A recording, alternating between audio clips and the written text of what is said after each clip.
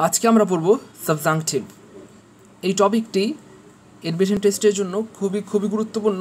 তাছাড়াও BCS, bank এবং IB এক্সামেও প্রায়ই এখান থেকে প্রশ্ন আসতে দেখা যায়, কিন্তু আনফর্চুনেটলি এখান থেকে প্রশ্ন আসলে বেশিরভাগ স্টুডেন্টই ভুল করে। তো আজকে আমি এটার একদম ডিটেলস আলোচনা করব। ইনশাল্লাহ আজকের পর এটা থেকে কোনো প্রশ্ন আসলে আপনার আর ভুল হবে না এবং আপনি পারফেক্টলি আনসার করতে পারবেন। তো আজকে আমরা জানবো সাবজাংটিভের একদম আদ্যপান্ত জানবো, একদম সব কিছু ডিটেলস জানবো। তো ভালো কথা, একটা কথা আগে বলে রাখি, ক্লাস শেষে আপনাদেরকে একটা গুড নিউজ দিব, ঠিক আছে ইনশাল্লাহ। আচ্ছা, তার আগে একটা বিষয় খেয়াল করুন, আপনারা সবাই কজিটিভ পড়েছেন। কজিটিভ মানে কি? মানে হচ্ছে সাবজেক্ট নিজে কাজ না করে সেটা অন্য কাউকে দিয়ে কোনো একটা কাজ করানো। যেমন I made him do my assignment, মানে আমি তাকে দিয়ে আমার অ্যাসাইনমেন্ট তৈরি করলাম। আর নন পজিটিভ মানে হচ্ছে মানে সাবজেক্ট কাজটা কাউকে দিয়ে না করিয়ে সে নিজেই করলো। আই মেড দ্য অ্যাসাইনমেন্ট, আমি অ্যাসাইনমেন্ট তৈরি করলাম, এটা সে নিজেই করলো। আর সাবজাংটিভ মানে হলো সাবজেক্ট কাজটা নিজেও করবে না, আবার অন্যকে দিয়েও করাবে না, তবে সে চায় কেউ কাজটা করুক। মানে সাবজাংটিভ মানে হচ্ছে কেউ চায় অন্য কেউ কোনো একটা কাজ করুক। এটা হচ্ছে সাবজেক্টিভের ডেফিনেশন। তো আচ্ছা চলুন একটু উদাহরণ দিলে বিষয়টা ক্লিয়ার হয়ে যাবে। যেমন ধরেন, বাবা মা চায় সন্তান যেন মন দিয়ে পড়াশোনা করে, শিক্ষক চায় ছাত্ররা যেন ঠিকমতো হোমওয়ার্ক করে, আর ডাক্তার চায় রুগী যেন তার প্রেসক্রিপশন মেনে চলে। এখন খেয়াল করেন, এখানে কিন্তু বাবা মাও কোনো কাজ করতেছে না, সন্তানও কোনো কাজ করতেছে না, জাস্ট বাবা মা চায় যে সন্তান যেন মন দিয়ে পড়াশোনা করে। আশা করি কেউ চায় অন্য কেউ কোনো একটা কাজ করুক, এই কথার মানে আপনার কাছে এখন পুরোপুরি ক্লিয়ার। যাই হোক, চলুন আরও ডিপলি জানি। সাবজাংটিভের কোনো ওয়ার্ড, স্পেশালি ভার্ব, অ্যাডজেক্টিভ বা নাউন হিসেবে থাকলে আপনার আনসারে যে টাইম লাগে মাত্র 1 সেকেন্ড। এবং সেই ট্রিক্সটাই আজকে শিখিয়ে দিব যে সাবজাংটিভ দিয়ে কখনো কোনো প্রশ্ন আসলে কীভাবে 1 সেকেন্ডের মধ্যে আপনি আনসার দিতে পারবেন। এবং মজার ব্যাপার হলো যে কোনো টেন্স, নাম্বার ও পার্সনে ভার্বের বেস ফর্ম হবে যদি সাবজাংটিভের কোনো ওয়ার্ড থাকে। যেমন একটু উদাহরণ দেখেন, teacher suggested that they, we, you, he go to school regularly. দেখলেন, দে, উই, ইউ, দে, হি সবার সাথেই গো হলো। হি গো আবার দে গো, যদিও সাধারণত হি গোজ হয়, কিন্তু সাবজাংটিভের সাথে সাবজাংটিভ ভার্ব থাকলে কি হবে? হি গো হবে। আশা করি বুঝতে পেরেছেন। আর এটাই হলো সাবজাংটিভের খেলা। থার্ড পারসন সিঙ্গুলার নাম্বার থাকলেও আপনি ভার্বের সাথে অ্যাজ বাই অ্যাজ দিতে পারবেন না। এটা আপনাকে অবশ্যই মনে রাখতে হবে। বিষয়টা খুব মজার, তাই না? তো যাই হোক, অনেকেই প্রশ্ন করেন যে আচ্ছা ভাইয়া, সাবজাংটিভ ভার্বস বা অ্যাডজেক্টিভ বা ওয়ার্ডগুলো কীভাবে মনে রাখবো? তো এই জন্য চাইলে আপনি একটা দুষ্টু মিষ্টি বাক্য দিয়ে মনে রাখতে পারেন। সেটা হচ্ছে যে, okay bro, pretty is very modern. বাক্যটা আসলে সুন্দর, তো এটা দিয়ে আপনি চাইলে মনে রাখতে পারেন। ও মানে হচ্ছে নিচে দেওয়া আছে, আপনারা চাইলে এটা স্ক্রিনশট দিয়ে রেখে দিতে পারেন। ও মানে হচ্ছে অর্ডার, অব্লিগেটরি।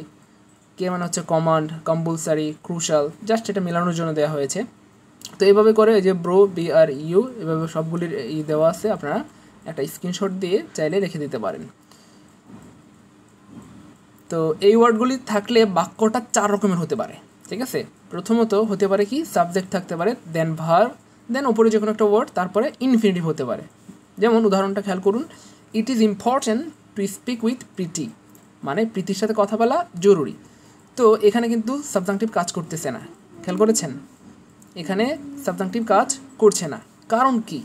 কারণটা হলো সাবজাংটিভ হওয়ার জন্য 3টি শর্ত। কি? অফকোর্স সাবজাংটিভ হওয়ার জন্য 2টি ক্লজ থাকতে হবে। দ্বিতীয় শর্তটি হচ্ছে 2টি ক্লজের সাবজেক্ট ভিন্ন হতে হবে। এবং 3 নম্বর যে শর্ত, সেটা হচ্ছে বাধ্যতামূলকভাবে দ্যাট থাকতে হবে।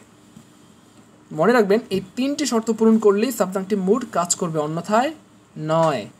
যেমন উদাহরণটি খেয়াল করুন, যে এই সাবজেক্ট দ্বিতীয় নাম্বার যে গঠনটা, সেটা হচ্ছে যে সাবজেক্ট থাকবে, তারপরে ভার্ব থাকবে, দ্যাট থাকবে, দেন আবার সাবজেক্ট, দেন আবার ভার্ব, তারপরে ভার্বের বেস ফর্ম। উদাহরণটা খেয়াল করুন, it was important that he speak with Preeti. কি অদ্ভুত লাগছে না ব্যাপারটা? ব্যাখ্যাপা লাগতেছে, তাই না? হি এর সাথে আবার স্পিক হয় কি করে? হি তো স্পিক্স হওয়ার কথা ছিল, তাই না? এটাই আসলে মূলত সাবজাংটিভের খেলা। হি থাকা সত্ত্বেও আপনি অ্যাজ দিতে পারবেন না, আপনাকে স্পিকই দিতে হবে, মানে ভার্বের বেস ফর্মটাই চুজ করতে হবে। তো এখন দেখি আমরা এই 3টা শর্ত যে ছিল আমাদের, এই 3টা শর্ত পূরণ করেছে কিনা। 2টা ক্লজ থাকতে হবে, অফকোর্স এখানে 2টা ক্লজ আছে। ইট ওয়াজ ম্যান্ডেটরি একটা ক্লজ, আর একটা ক্লজ হচ্ছে হি স্পিক উইথ প্রিটি, দুইটাই ক্লজ আছে। দ্বিতীয় শর্ত ছিল দুইটা ক্লজের সাবজেক্ট ভিন্ন হতে হবে। হ্যাঁ, এখানে প্রথম ক্লজের সাবজেক্ট দেখা যাচ্ছে দ্যাট, ইট, আর দ্বিতীয় ক্লজের সাবজেক্ট হচ্ছে হি, তার মানে সাবজেক্টও ভিন্ন আছে। 3 নম্বর যে শর্তটা ছিল বাধ্যতামূলকভাবে দ্যাট থাকতে হবে।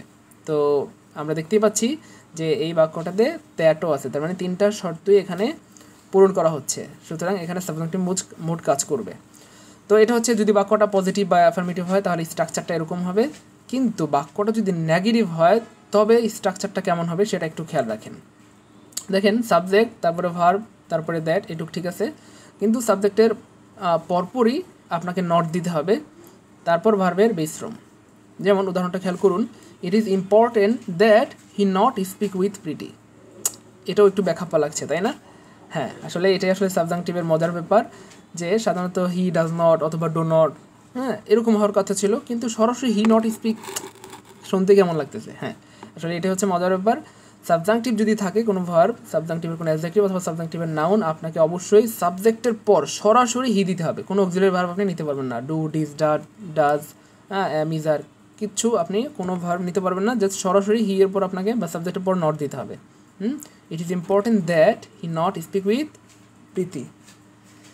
তো মনে রাখবেন নেগেটিভ করার সময় সাবজেক্টের সাথে সরাসরি নট বলবে, এটা মনে রাখতে হবে অবশ্যই আপনাদেরকে।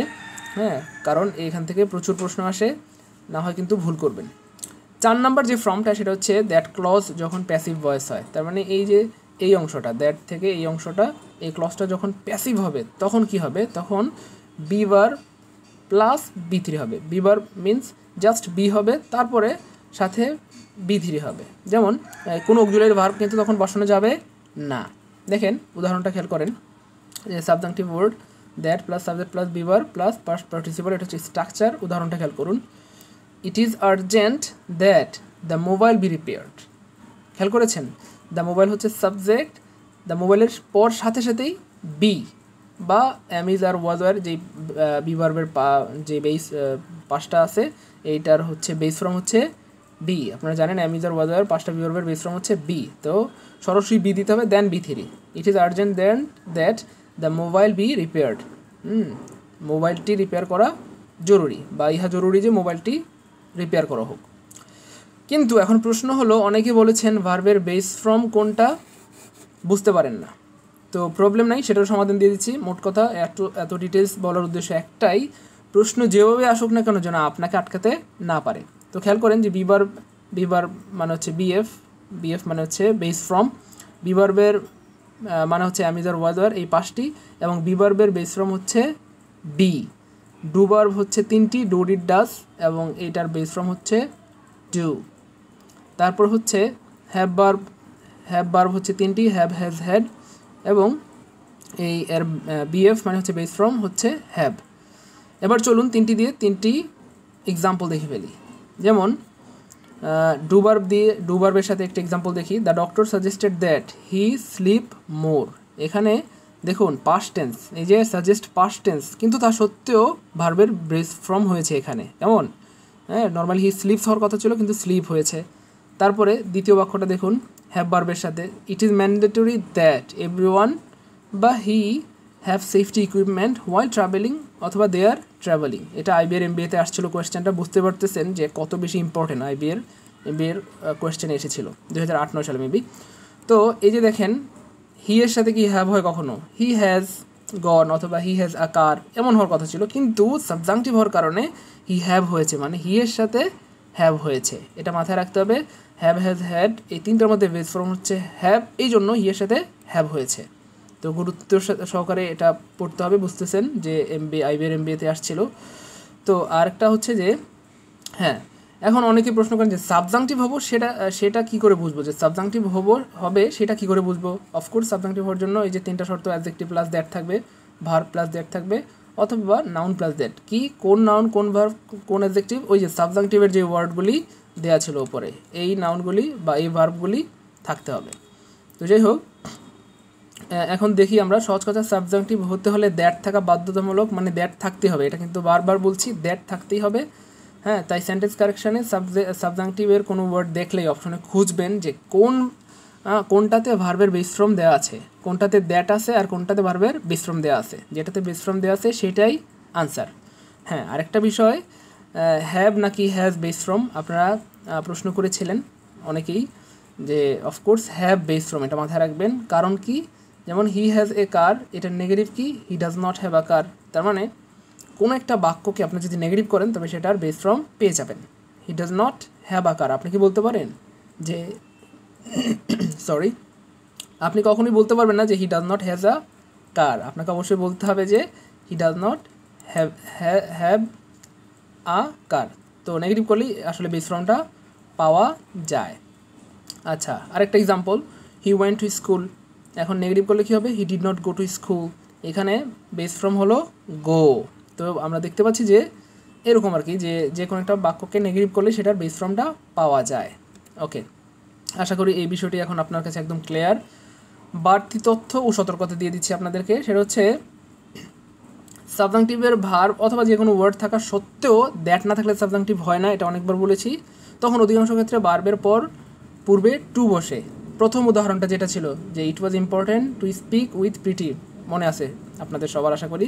তো এই এখানে আরেকটা উদাহরণ দেখা আছে, it is important to meet him, তার সাথে দেখা করা জরুরি। I urged him to leave now, আমি তাকে এক্ষুনি চলে যেতে অনুরোধ করলাম বা বললাম। হ্যাঁ, আবার দ্যাট থাকা সত্ত্বেও ডিপেন্ডেন্ট ক্লজ ও ইন্ডিপেন্ডেন্ট ক্লজের সাবজেক্ট যদি একই ব্যক্তি হয় তবে সাবজাংটিভ হবে না। এটাও বলেছিলাম যে সাবজেক্ট ভিন্ন হতে হবে দুইটা ক্লজের। যেমন দেখেন এই উদাহরণটা, she urge that she did the task last night, এখানে কিন্তু সাবজাংটিভ হয়নি, হইলে কিন্তু এটা ডু হইতো। কেন হয় নাই? কারণ প্রথম বাক্যের সাবজেক্ট টু শি এবং দ্বিতীয় বাক্যের সাবজেক্ট টু শি। তো এই বিষয়গুলি আপনাকে অবশ্যই মনে রাখতে হবে, কারণ এগুলির জন্য আপনার পরীক্ষায় ভুল হয়ে যাবে। কারণ আর্জ শব্দটা দেখা মাত্রই ভাববে আরে সাবজাংটিভ কমন পড়েছে, তো সেই জন্য সবাই যেটাতে ডু আছে সেটা আনসার দেবে, কিন্তু না, এখানে কিন্তু সাবজাংটিভ হবে না। কেন হবে না সেটা আপনারা জানেন যে এটার সাবজেক্ট টু, প্রথম ক্লজের সাবজেক্ট টু শি, দ্বিতীয় ক্লজের সাবজেক্ট টু শি, এই জন্য এটা সাবজাংটিভ হবে না। আশা করি এই বিষয়টিও বুঝতে পেরেছেন। হ্যাঁ, এখন আমার এই লেকচারটি যদি আপনি সত্যি বুঝে থাকেন তবে নিচের প্রশ্নগুলি আপনার জন্য। ঝটপট এই প্রশ্নগুলির আনসার আপনি কমেন্ট করে দিন। হ্যাঁ, 4টা প্রশ্ন এখানে দেওয়া আছে। হ্যাঁ, লেকচারটি যদি আপনি বুঝে থাকেন তবে এই প্রশ্নগুলির আনসার আপনি কমেন্ট বক্সে দিয়ে দেন, তবে আমি বুঝতে পারবো যে আপনি লেকচারটি বুঝতে পেরেছেন। তো এরকম লেকচার রেগুলার পেতে সাথেই থাকুন, সামনে আরও ভালো কিছু পাবেন ইনশাল্লাহ। আর যে সুসংবাদটা দিতে চেয়েছিলাম যে খুব দ্রুত আমরা 200 স্পেশাল সেন্টেন্স কারেকশন এবং পিন পয়েন্ট এররের ভিডিও আপলোড করব, এবং আশা করি মনোযোগ সহকারে 200 সেন্টেন্স কারেকশন কমপ্লিট করতে পারলে আপনাদের IBA bank, BCS and admission টেস্টের প্রায় 80% গ্রামার কমপ্লিট হয়ে যাবে। এবং পরীক্ষায় যদি 10টি সেন্টেন্স কারেকশন আসে ইনশাআল্লাহ আপনি 10টিরই আনসার দিতে পারবেন। অলরেডি এইখান থেকে 2টি আপলোড করা হয়ে গেছে ভিডিও, স্পেশাল সেন্টেন্স কারেকশন 1 এবং 2, আপনারা ভিডিওটি দেখে নেবেন চ্যানেলে গিয়ে। আর অবশ্যই জানাবেন ক্লাসটি আপনাদের কেমন লাগলো। পরবর্তী ভিডিও দেখার আমন্ত্রণ জানিয়ে আজকে এখানেই বিদায় নিচ্ছি। আল্লাহ হাফেজ।